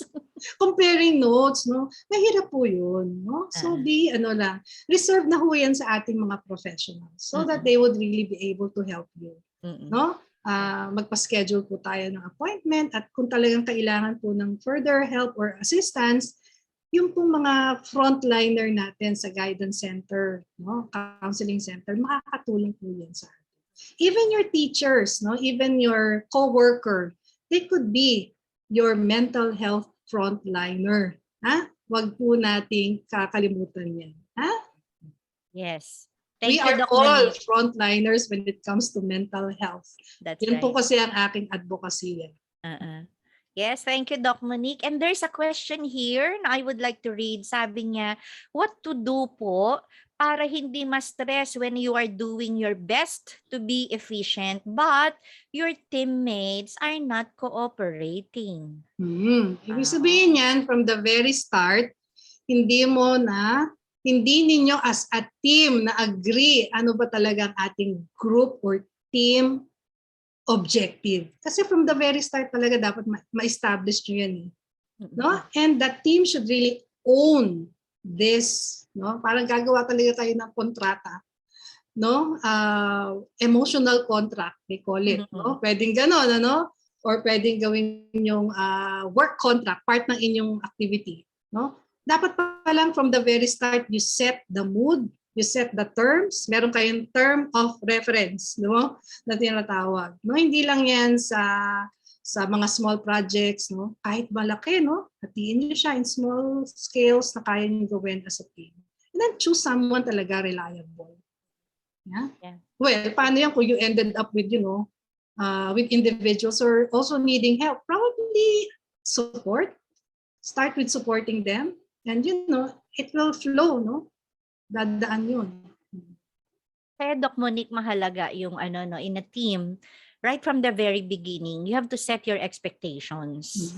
Leveling off talaga, no? Sa aking karanasan, importante yun. Leveling off, maski sa opisina, di ba? Sabi mo nga, malinaw dapat yung TOR nyo right from the very beginning. Kasi kung hindi malinaw yung TOR nyo, yung terms of reference nyo, stressful talaga. No? It's either ikaw ang na-stress or ikaw yung cause ng stress. Yun. It's either or lang yun. No? Ang hirap naman kung ikaw pa talaga yung nagbigay ng stress sa grupo mo. No? Pero referring to that question, I think from the very start, yun po ang sisimulan natin. Kasi mahirap po yung pag nasa middle or middle part na, yun na, nagsusisihan na kayo. Diba? Ay kasi ganito. So in other words, make adjustments also. Parang tinatawag niya regrouping yan eh. You go back to the drawing board na sinasabi. No? Balikan nga natin, ano bang mali? Ano bang kulang? Anong pwede natin idagdag? No? Anong klaseng adjustment ang pwede natin gawin? As a team, hindi lang ikaw. No? Yeah. Thank you, Doc Monique. Meron pang another question. Now, ito na, dumadami ng ating mga tanong. Sabi ni Joshua Diego, how will you manage, ma'am, the existing optimistic and pessimistic views in the workplace? Ayan. How will you manage daw the existing optimistic and pessimistic views in the workplace? Okay. So in the workplace, katulad ng binigay kong exercise kanina, yayain nyo sila, kayo, pag-usapan nga natin itong ating mga self-talk. Remember yung ating exercise kanina? Sulat nyo nga. O sige, sulat. Ano mga self-talk natin? And then, among yourselves, tulungan natin i-translate ito, yung mga negative self-talk, to a more positive. And it will be now your overall, hindi na self, collective talk, conversation na to. It's now a conversation that you will try to work as a team, so that you will be able to manage. Sabi ko nga hindi naman all the time, kasi may mga personality talaga na very skeptic, critical, talagang nega, Pero kung ikaw ay positive, ang aura mo ay nag-e-exude ng positivity, mas nakakahawa yun. Diba? Diba? Nakakahawa yun. You will be able to influence these people eventually. At consistent ka dapat, Hindi yung minsan ganito ka, minsan naman ang gloomy-gloomy mo, So also manage yourself and your self-expectations. Yes, thank you, Monique. So kailangan talagang sabi nga ni Doc Monique, dapat mag-exude ang positivity. Sabi ko, ang lagi kong diyan is Ay nako, I will kill you with kindness. Sorry Yes, ka. kill them with Oo. kindness. Sabi Kill nga them ni, with kindness. si mga kumanta nun, Hindi ko alam. Pero yun talaga yung panuntunan ko sa buhay. No, kung masama ang gising mo sa umaga, sorry ka. No, I will kill you with kindness. Okay? parang si So, Lina Gomez ata, yung kumanta nun. actually, hindi ko alam. Okay. Yes, may Pero mga totoo yun, tanong gusto pa. ko yun, kill Oh, them with kindness. kill them with kindness. Okay, are there other questions? So far, wala na, no? Pero before we end, gusto kong i-highlight din yung mga sagot kanina, Monique. Ang gaganda kasi when you ask the question, if you were given 2 more hours, Yeah. oo, anong gagawin mo sa 2 oras na yun? Nakakatuwa, no? Well, ako personally, ang sagot ko, wala. Wala, no? Kasi sabi nung iba, I'll take a rest. No, yung iba naman, I'll go for a walk, no, with my apo, no. Yung isa sabi niya, pupuntahan ko yung mga anak ko habang nag-online classes sila, 'di ba? Ang ganda, no? Oo nga, no. Pero wish lang 'yon kasi parang 24 hours lang naman talaga. Kaya Kasi ibig sabihin nun, ibig sabihin, isisingit mo na siya. No? Ibig sabihin kasi nun, you need to know your priorities. No? Given that extra 2 hours, ano pa talagang priority natin sa buhay? To maximize that 24 hours. Pero maganda yung sinabi, rest, wala kang gagawin. Importante yun. Lalo na sa ating mga babaeng walang pahinga. Yeah. Diba? So, we need time to be on our own, magpahinga. Okay. Oo. Yan. So, thank you very much. Wala na bang mga tanong? No, siguro wala. yung mga ano na lang, pag may mga mga question. Kasi I believe, no, yung mga ibang nag-register kasi are not available to watch this, no? And some of them would plan watching this segment in later sa araw na ito or probably sometime, no? So if you have any question, just put it there. We'll visit the LRC website, Facebook page, and then we'll try to address questions that you might have. Okay? Yes, no? So if you have other questions, just message LRC or siguro si Ma'am Monique, no? Maybe she can answer still, no? Some of the questions, siguro yung iba medyo nahihiyang magtanong ngayon, but you can message, no, Doc Monique, okay? So she will always be readily available for all of you. Okay, so thank you so much. Pag may 2 oras pa. Pag may 2 oras pa daw. Okay, pag may 2 oras pa. Isisubmit niya. Hanap tayo ng oras. Yes, thank you, thank you. Okay, so kanina, no, meron tayong parang selfie or groupie challenge ba yun? Oh yes, no? okay. Oo. Ngayon naman, meron tayong TikTok challenge. Okay. No? So sa mga mahilig sa TikTok dyan, no, you can create a TikTok video on the theme Manifesting 2022 Goals. Yan. So, one video is equal to one entry. An entry should be posted publicly on your TikTok account. So, kailangan meron kang TikTok account. Ikaw ba, Doc Monique, meron ka niyan? No? Wala eh. Hindi ako ganyang ka-modern. Ako dati meron, pero tinanggal ko na. Okay? And then tag at UPLBLRC on TikTok. And then use the hashtags #BetterMe2022 or #LRC New Year Better You. And the top 3 entries will with most likes now by March 18, 2022 at 5 p.m. shall be considered for judging. Okay? And the theme is Manifesting 2022 Goals. And the question, what goal should you set this year to become a better version of yourself? Yeah. And the criteria for judging are the following. Message and content, 30%, creativity, 25%, originality, 25%, audience impact, 20%. Yan, a total of 100%. Okay?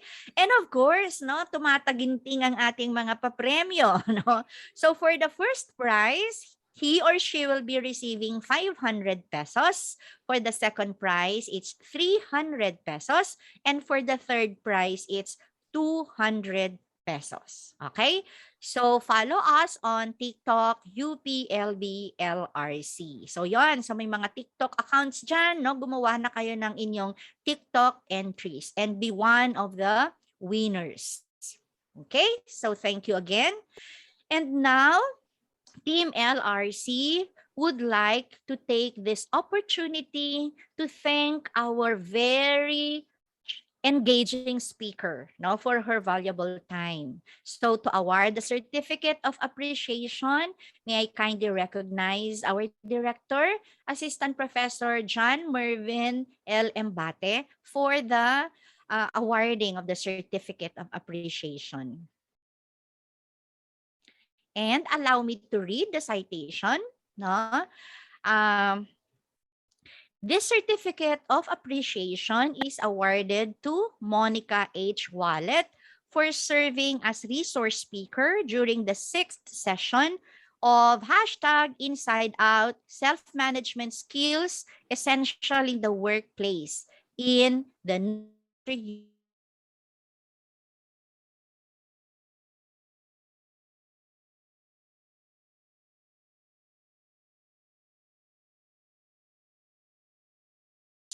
Center, University of the Philippines, Los Baños, College, Laguna, signed by the director, none other than Sir John Mervin L. Embate. Yeah. Yan. Thank you so much, Sir John. Thank Thank you, you. Ma'am Monique, for spending time with us this morning. Ang dami-dami nating natutunan, no, for today's session. But before anything else, I would like to express, of course, our heartfelt gratitude to both Ma'am Monique and Ma'am Ems for being here. It's really such a pleasure for us to be in the presence of empowered and empowering women. Kaya po, yes, abante babae po tayo. Happy Women's Day po. Happy Women's Month po sa lahat ng ating mga kababaihan. Gusto ko lang po ding i-share, no, yung mga key takeaways ko from the session today kasi sobrang engaging po talaga niya at ang dami ko ring mga natutunan, no. It's really a point for self-reflection on my part, no. Dahil talaga mahirap talaga ang trabaho, hindi may iwasan ng stress sa trabaho. So very enlightening talaga yung naging session ni Ma'am Monique today. Gusto kong balikan, no, yung idea or yung concept ng reframing. May nakita ko na social media card a month ago, no, na parang isa comic strip.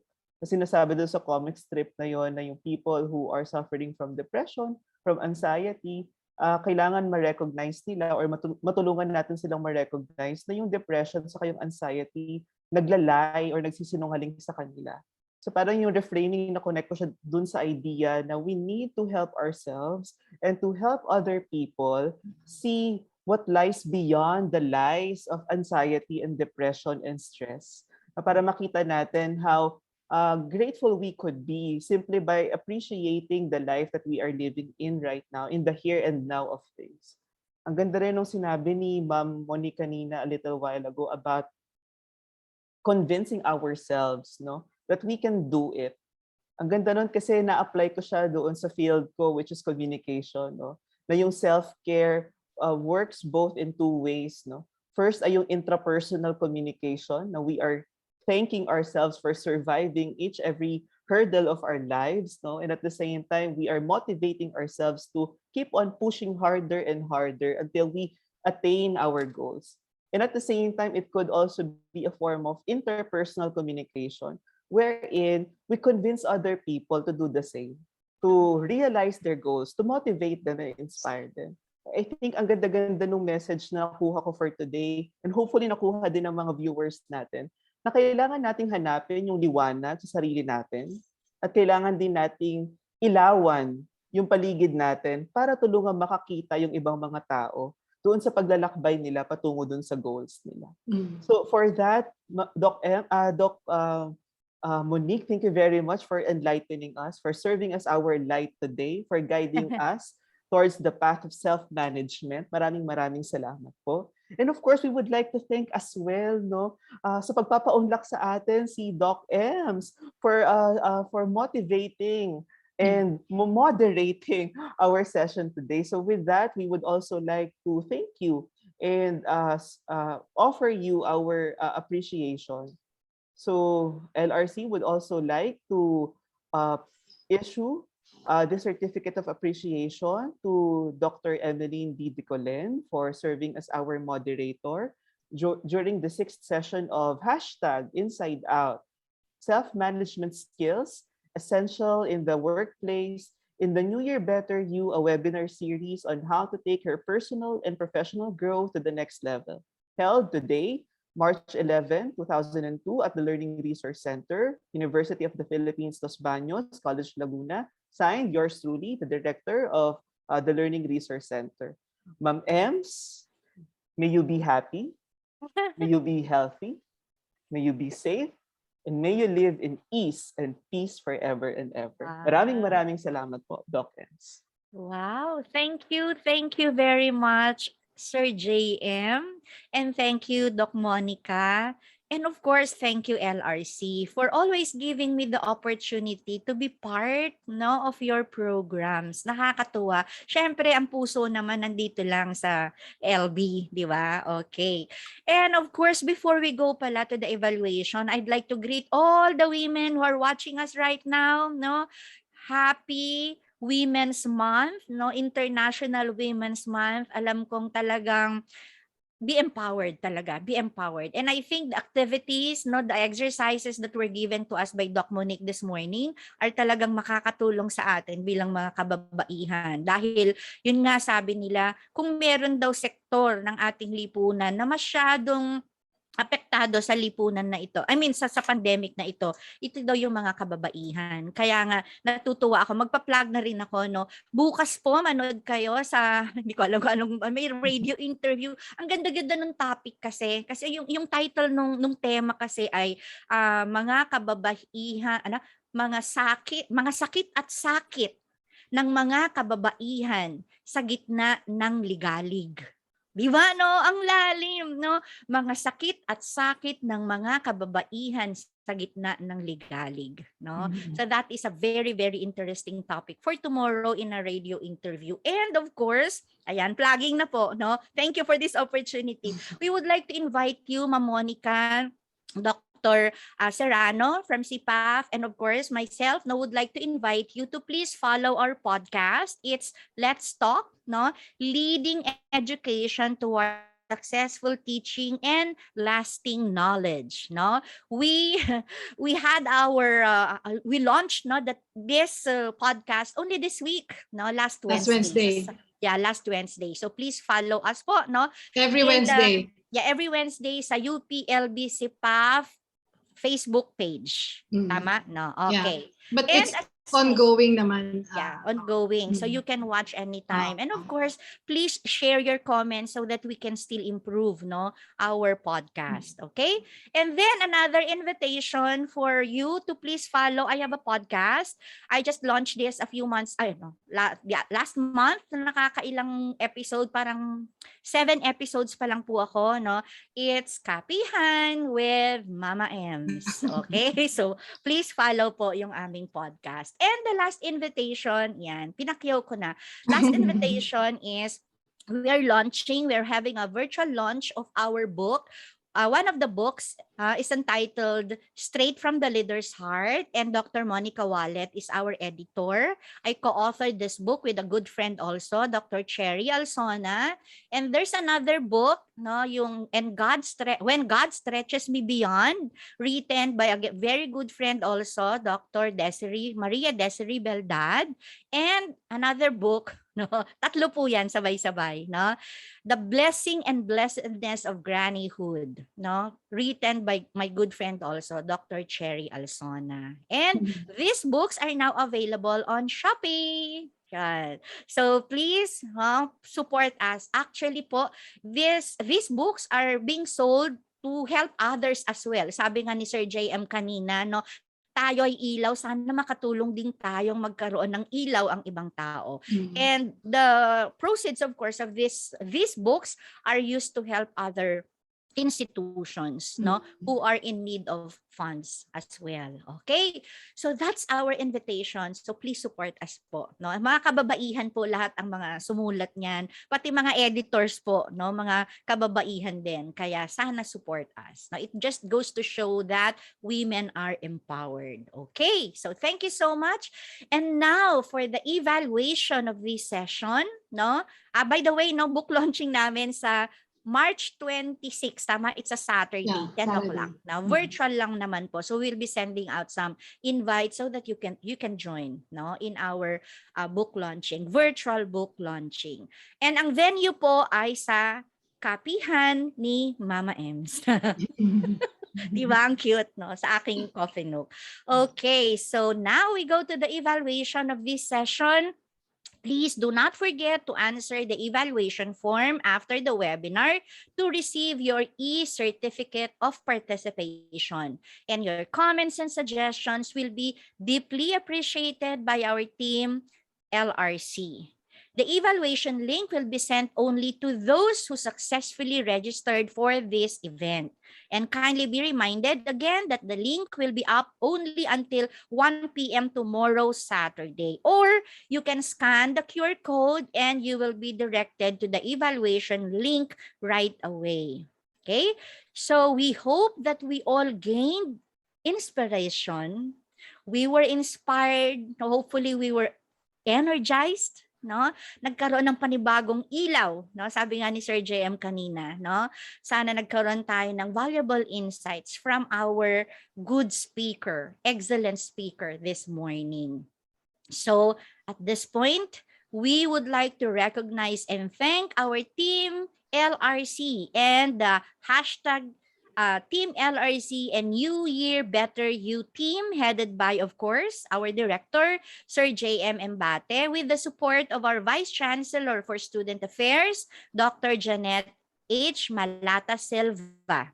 And of course, our technical side, no, in our university research is our University Research Associate, Joshua Michael G. Jonas, no, si Josh, and our Project Development Associate, Ana Margarita Palma. And a big shout out as well to Team LRC's two other members, no? Sila yung napakahalaga ng kanilang role, no? Tita Allen and Kuya Iwok. Hindi po sila nakikita sa camera, pero sama-sama at tulong-tulong po kami sa mga programs po ng LRC. And again, a big thank you to Dr. Walet, our very passionate speaker for this morning. Of course, since this is our last episode for this series, ibig sabihin series siya, marami pang susunod, no? We would like to thank our equally passionate speakers for the previous episodes. Sir Brian Carlo Hipolito, Sir Brian James Galang, Miss Jackie Ong, Sir Rand Jester Pokis, and Professor Linus Van Plata. So sila po yung mga previous speakers po ng ating webinar series na ito. And to our participants to end, let me share with you this quote from Jim Davidson. Sabi niya, whether you are self-employed or employed by someone else, you must begin to acquire self-management skills. You must manage yourself before you will be qualified to manage others. Thank you once again for joining us. Stay hopeful, stay healthy, and stay safe. We'll see you again in our future webinars organized by the UPLB LRC. Ang inyo pong lingkod, Emily Dicolen, ang inyong tagapagpadaloy sa araw na ito. Maraming salamat po.